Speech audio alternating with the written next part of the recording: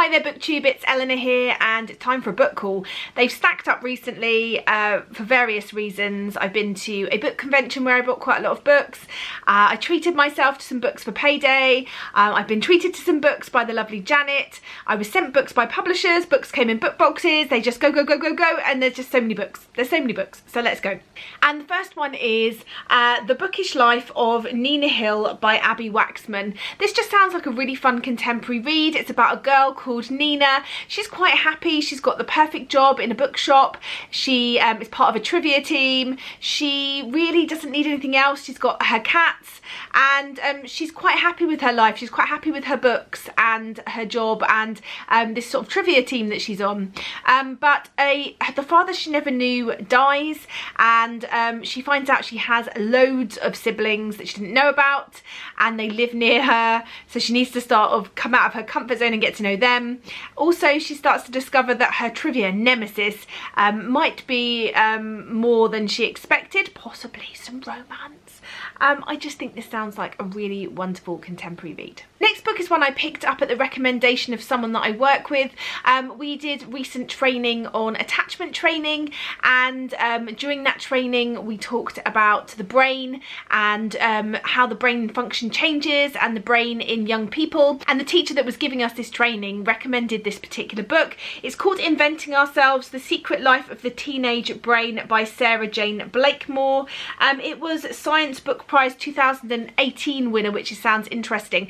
This one, it says, drawing on cutting edge research, Professor Blakemore explores the answers to crucial questions like what makes the adolescent brain different, why does an easy child become a challenging teenager, what drives the excessive risk taking and the need for intense friendships common to teenagers, why is it that many mental illnesses, depression, addiction, schizophrenia begin during these formative years.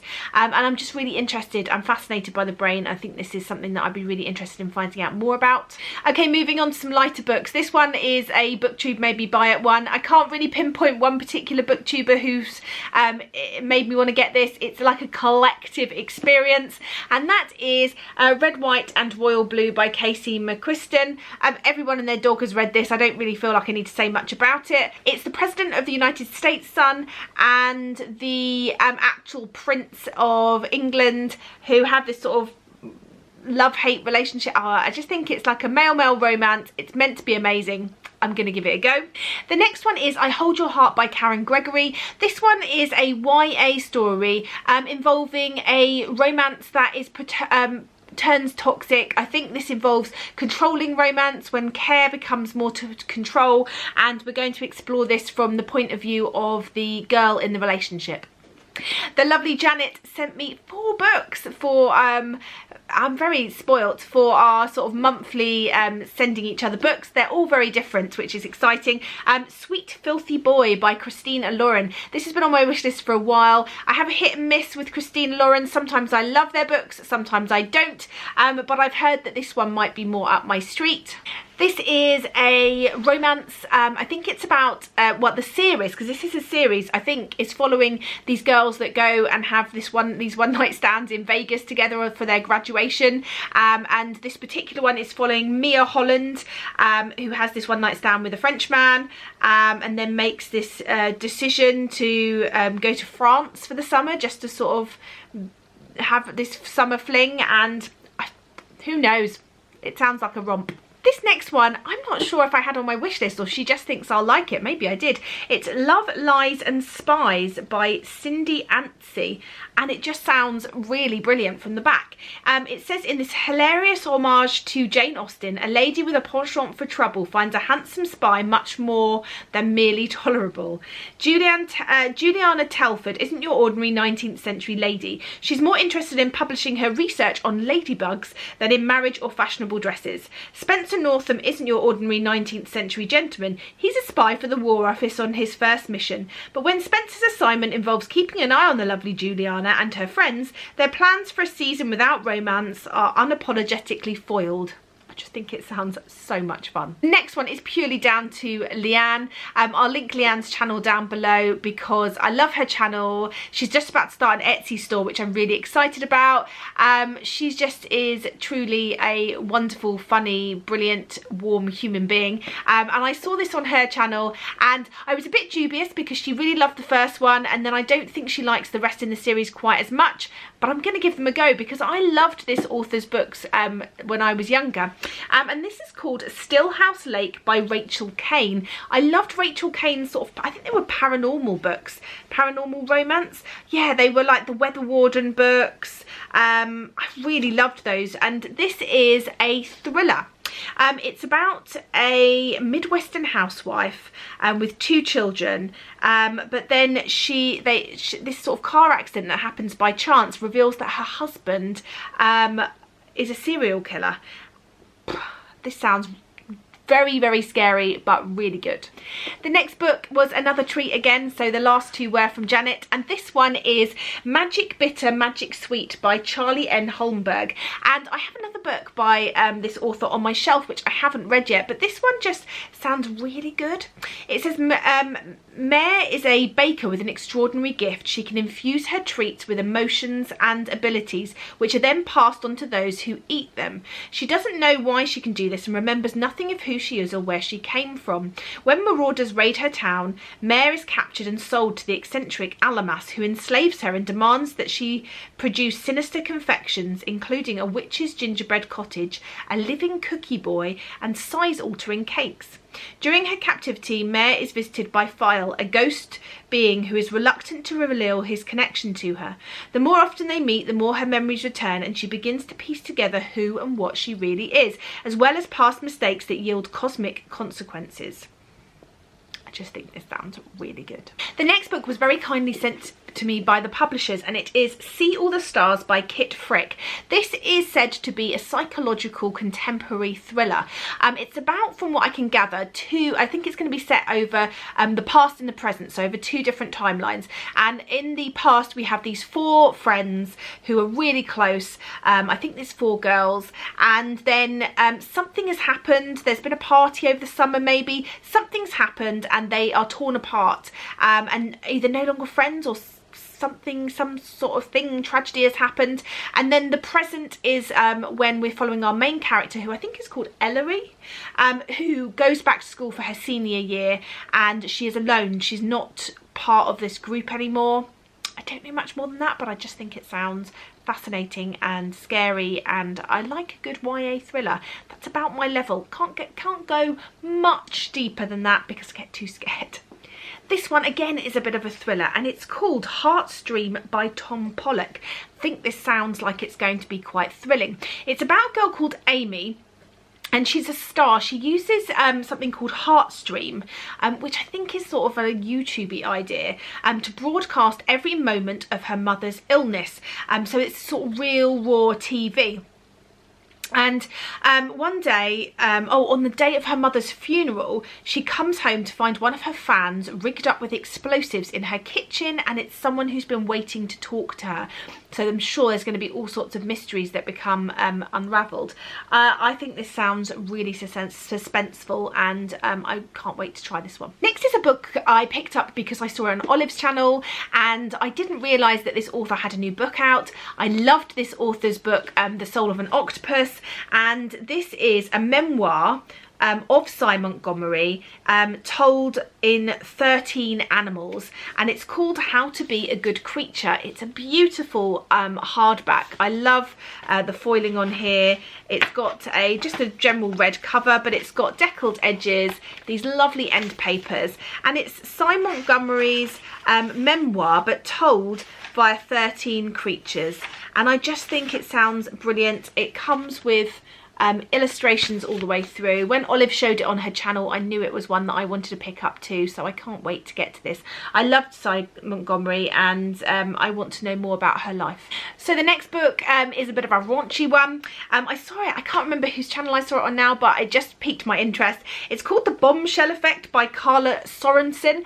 This is about a young woman who finds out her father dies and leaves her in charge of this football team, which I don't think she really wants to be in charge of. It's about the quarterback of this team, who is a single father who, before she starts the job, she doesn't realise it's her next door neighbour, and he is really rude to her. Then they discover who they are to each other in the work sense, and I think there's going to be sort of a romance and sexy times. The next books are all ones that I picked up when I was at Yalc.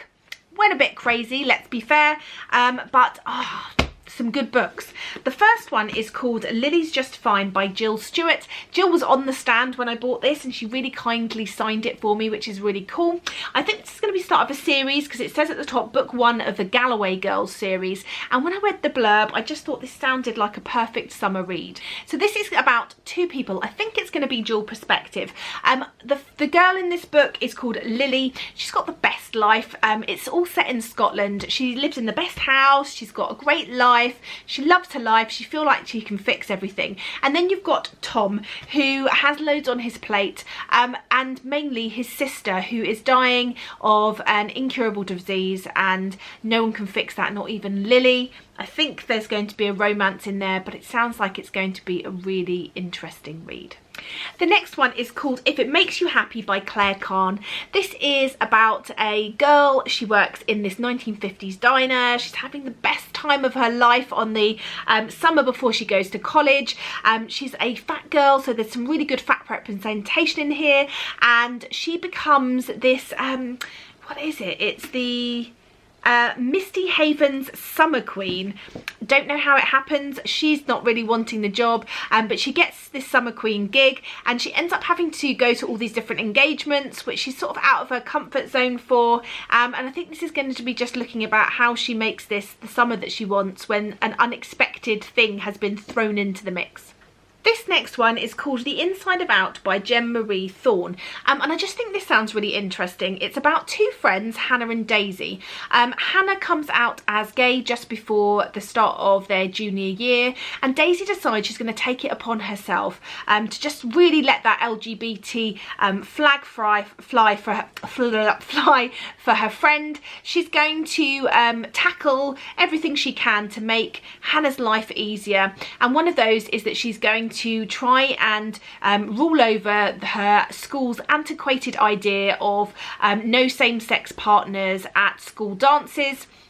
And so she starts to sort of work at this. It becomes much bigger when a college student called Adam, I think it is, takes on this and makes it a much more global thing. And so then it becomes a massive thing. Protesters are around, and I think good intentions outweigh the benefit, and possibly take things too far, and maybe not in the way that Hannah herself wanted, and being the one that has just come out and is tackling these issues. I think Daisy forgets about her friend in this maybe, and we're going to find out. So I'm looking forward to trying this one out.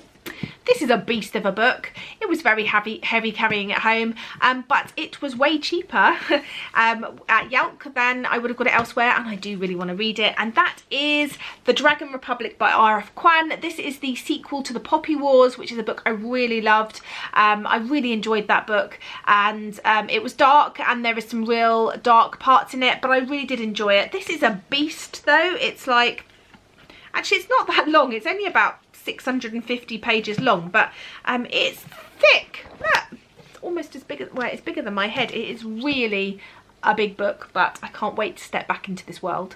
I think this might be one of my favourite ones I picked up because I'd never heard of it, and it's not one that I maybe would have been on my radar otherwise had I not just seen it on the stand and needed one to go with the R.F. Kuan book to get this sort of discount.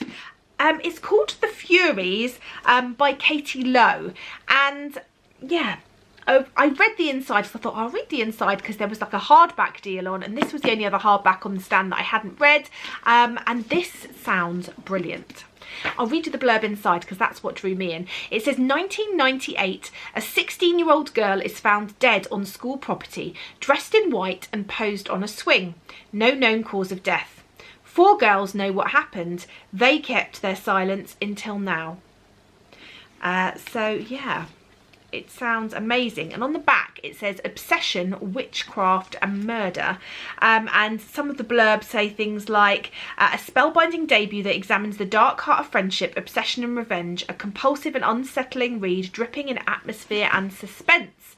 Witchcraft, teenage angst, friendship, murder, a beautifully paced debut with hints of the secret history, intense, stylish and deliciously dark.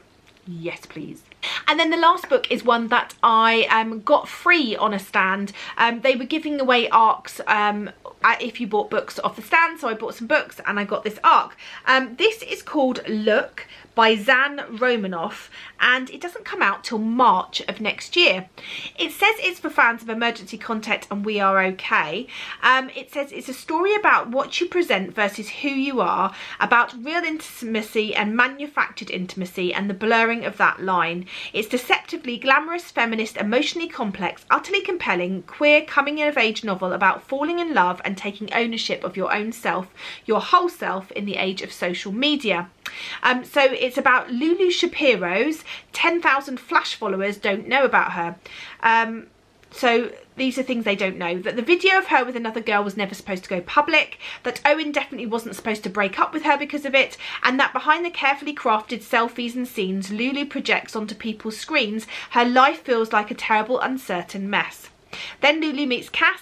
Cass isn't interested in looking at Lulu's life, only in living in it. And the hotel, a gorgeous space with an intriguing old Hollywood history and a trust fund kid to restore it, seems like the perfect secret place for them to get to know each other.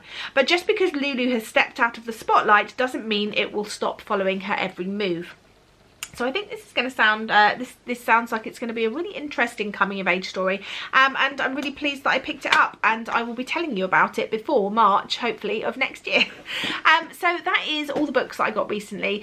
Anyway, that's it from me, and I look forward to speaking to you soon. Bye for now, BookTube.